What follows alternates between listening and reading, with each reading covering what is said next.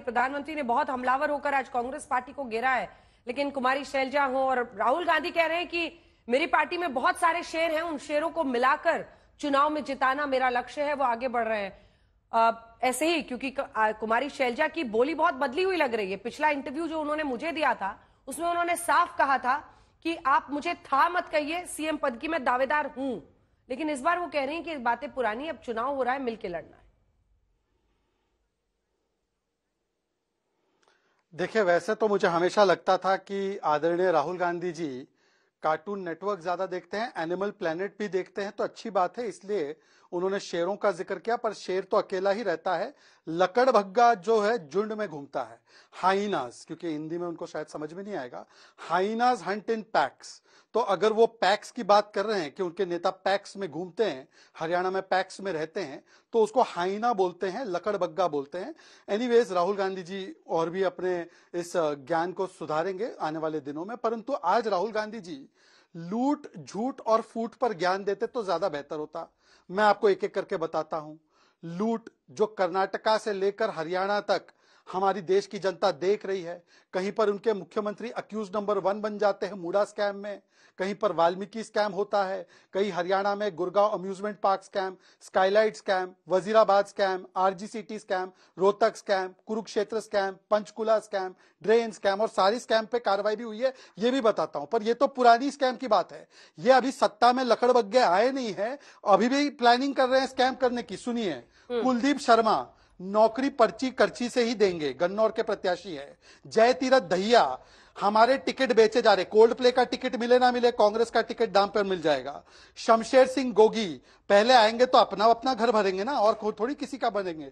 शारदा राठौड़ चमड़ी और दमड़ी, मतलब सेक्सुअल फेवर भी चाहिए और टिकट बेचा भी जा रहा है, ये दोनों चीजों की इनको भी दिखा दीजिए। उसके बाद उनके और भी कुछ उम्मीदवार है जिन्होंने बताया। हाँ, दिखाइए, उन्हीं को दिखाते रहना है। जब मैं ये सब बातें करूं, उन्हीं के लिए नवाज रहा हूं सारी बातें। अब ये तो हुई लूट की बात, अब आते हैं झूठ की बात। आदरणीय राहुल गांधी जी ने बड़े बड़े वादे किए थे कि भाई हम लोग जो है 1500 रुपए देंगे महिलाओं को। हिमाचल में कितनी महिलाओं को दिया, आज आंकड़ा चाहिए मुझे Anjana ji. How many women have got in Himachal?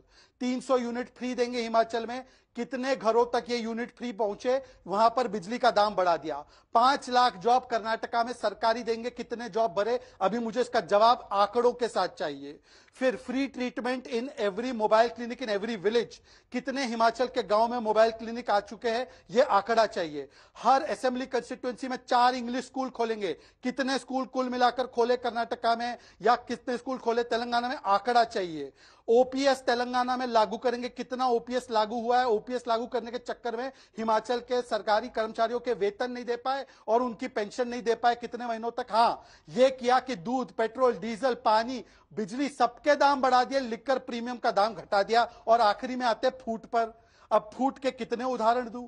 Kumari Selja versus Hooda, Surjewala versus Hooda, फिर उसके बाद हुड्डा जी वर्सेस और 20 लोग हैं जिन्होंने पार्टी छोड़ दी या बागी की तरह कंटेस्ट कर रहे हैं। एक तो बागी ऐसा है कि उनके पिता कंटेस्ट कर रहे हैं, निर्मल सिंह, और बेटी बागी हो चुकी है। ये तो कांग्रेस का हाल है कि, और कांग्रेस इतना बड़ा शेर है तो भाई आप वो आम आदमी पार्टी अर्थात वो सवा शेर जिसने आपको दिल्ली में शून्य किया, आपको पंजाब में हाफ कर दिया, उनको आपने हरियाणा में माफ करते हुए उनके साथ सीट शेयरिंग की बात, ये कैसा शेर है? ये शेर नहीं, ये लकड़बग्गा है। और आखिरी बात, फूट की एक और बात, एक लास्ट 10 सेकंड। फूट केवल पार्टी में नहीं है, ये राजस्थान मॉडल, पायलट गहलोत वाला मॉडल तो एक चीज है, समाज में फूट। इनके एक साथी है महबूब अली, ये उत्तर प्रदेश के समाजवादी पार्टी के, क्योंकि एक ही गुंबा है, इंडिया अलायंस में लड़ रहे साथ में दोनों, वो कहते हैं कि मुसलमान की आबादी बढ़ चुकी है, अब योगी को हटा देंगे हम। ठीक है, ये बांटने की आलोक शर्मा जी, जोड़ने की बात। आलोक शर्मा जी सबका जवाब दीजिए। वो कह रहे हैं लकड़बग्गों का झुंड है, शेर नहीं है।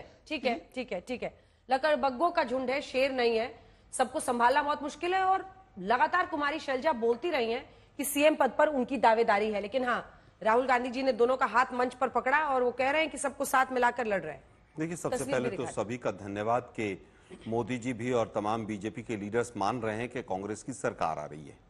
अब बात आती है कि जो 4 मिनट का अभी वक्तव्य आज तक पर दर्शकों ने सुना, उसमें आप आम आदमी पार्टी का ऐसा हो गया, इनके अंदर फूट है, शैलजा ऐसा है, फिर वो हिंदू मुस्लिम है, फलाने ने ऐसा बोल दिया है, इसलिए हमें वोट दे दो, ये भाजपा के वक्तव्य हैं।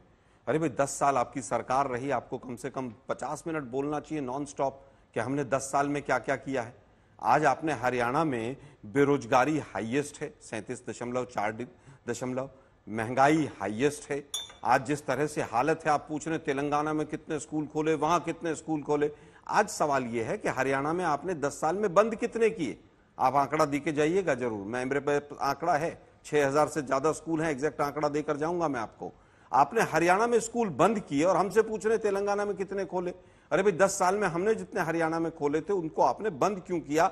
आज सवाल यह है, आज दिक्कत यह है कि बीजेपी की ना रैलियों में कहीं पर लोग आ पा रहे हैं और जिस तरह से कांग्रेस का कैंपेन चल रहा है, बीजेपी बौखलाई हुई है।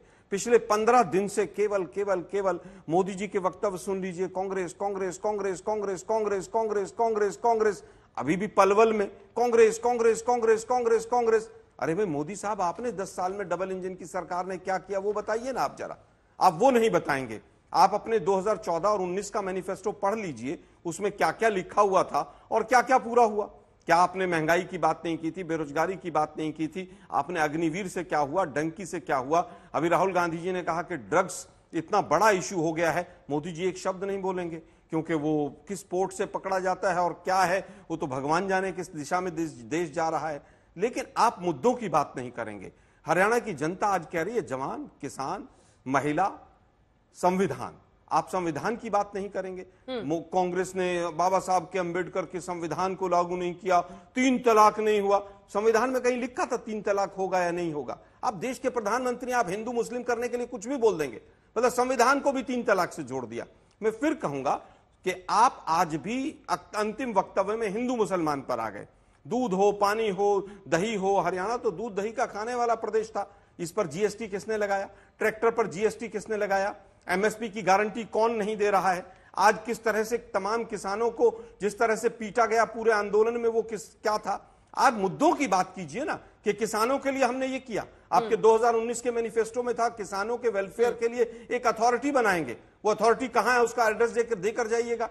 आप तेलंगाना, हिमाचल, यहां वहां, लेफ्ट राइट, ये सब बंद कर दीजिए। हरियाणा में क्या किया? 10 साल आपकी सरकार रही, आपकी निकम्मी सरकार रही, आप मानिए। चुनाव हरियाणा में है, हरियाणा में आपने क्या किया 10 साल का रिपोर्ट कार्ड दीजिए। राहुल गांधी ने कहा है एक बार फिर से वही नैरेटिव जो लोकसभा चुनावों में भी कांग्रेस पार्टी ने छेड़ा था, वो संविधान की लड़ाई से बता रहे हैं। शहजाद जी, क्या ये चैलेंज आपके लिए नहीं है? ये लड़ाई संविधान को, आई एम कोटिंग हिम, ये लड़ाई संविधान को बचाने वालों और संविधान को खत्म करने वालों के बीच है। बीजेपी संविधान को कमजोर करने का काम करती है, हम मजबूती देते हैं। कांग्रेस वालों के चेहरे पर मुस्कान रहती है। आलोक जी, आपके लिए क्यों है मुस्कान रहती है? राहुल जी बोले कांग्रेस वालों के चेहरे पे। हाँ बिल्कुल, कांग्रेस वालों के चेहरे पे मुस्कान रहती है। मेरे 1 घंटे के शो में तो आप कभी नहीं मुस्कुराते। आरएसएस बीजेपी वालों के चेहरे पर गुस्सा रहता है। देखिए, ये लड़ाई वो बता रहे हैं संविधान के इर्द गिर्द और सोच के इर्द गिर्द, दोनों पर जवाब दीजिएगा। अंजना जी, क्योंकि आपका शो है तो मैं पहले आपके सवाल का जवाब दूंगा और उसके बाद भाई आलोक शर्मा के हर एक सवाल का जवाब दूंगा, तो पर्याप्त समय दे देना बिना इंटरप्शन के। संविधान की लड़ाई है ना, तो 100% की बात है। बोलिए एक बार, इस देश में पहली बार संविधान कब लागू हुआ? 5 अगस्त 2019 को, जब 370 नाम की धारा को लात मारकर हमने गिराकर जम्मू कश्मीर में भारत का संविधान, आंबेडकर जी का संविधान लागू करवाया।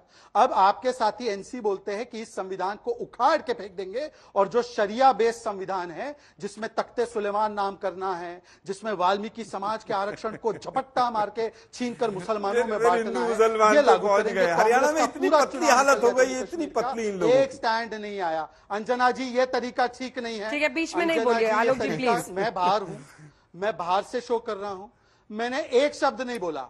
कड़वी, सच्ची, अच्छी, मीठी, मैंने एक शब्द बीच में नहीं बोला। अब अंजना जी, आपकी जिम्मेदारी है कि मेरी बात बिना कोई इंटरप्शन के आज तक के माध्यम से जाए।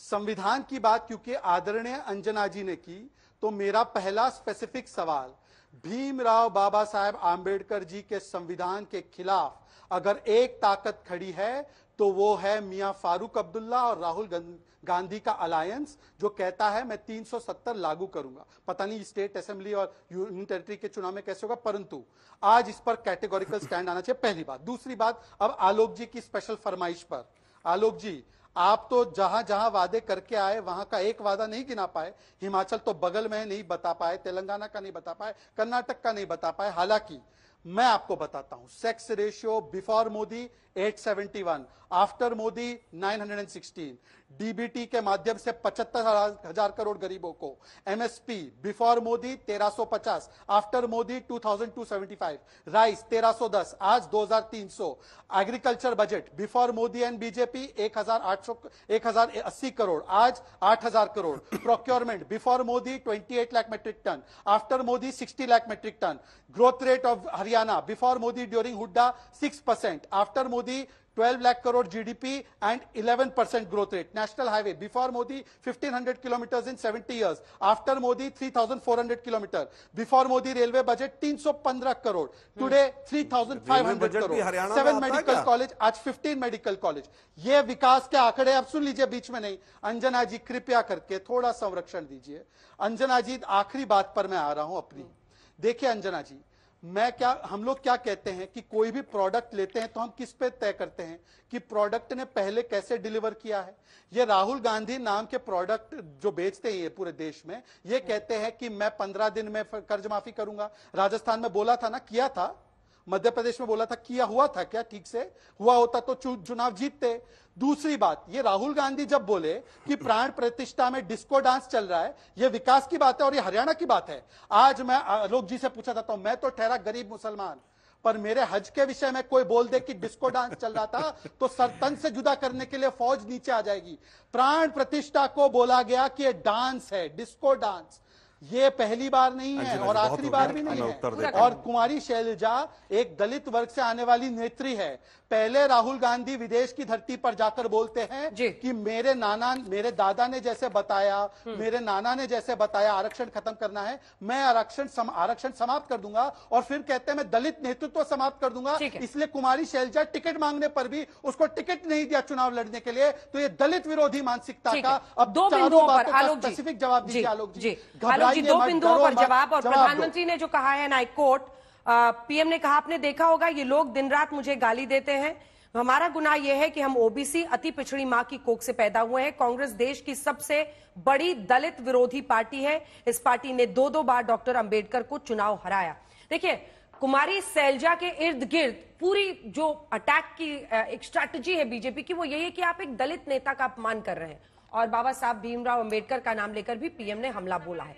इस पर आपका जवाब? देखिए, देश के प्रधानमंत्री आज भी अगर जातिवाद की ही बात कर रहे हैं कि ऐसा हो गया वैसा हो गया, डॉक्टर अंबेडकर को ऐसे हरा दिया, मतलब हरियाणा में कुछ नहीं किया।